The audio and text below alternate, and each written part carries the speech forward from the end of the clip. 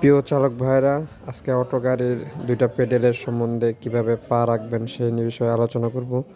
অবশ্যই দুইটা অ্যাক্সিলারেটর আর ব্রেক দুইটা পেডেল আছে।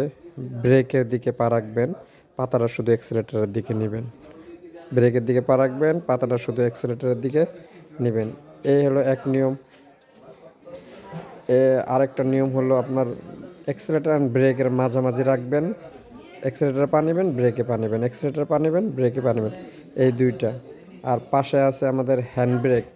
হ্যান্ড ব্রেক নাম, কিন্তু এটা পা দিয়ে ব্রেক করতে হয়। এখন পুশ করতেছে, ব্রেক হয়ে গেছে। আবার পুশ করব, রিলিজ হয়ে যাবে। অবশ্যই এটা খুবই সতর্কজনক, এটা মাথায় রাখবেন। হ্যান্ড ব্রেকটা এই গাড়ির পায়ের মধ্যে। এর জন্য সবাই, নতুন চালকরা অনেকে ভুল করে, এই ভুলটা করা যাবে না। অবশ্যই আমাদের চ্যানেলটাকে ফলো আপ করবেন। Thank you.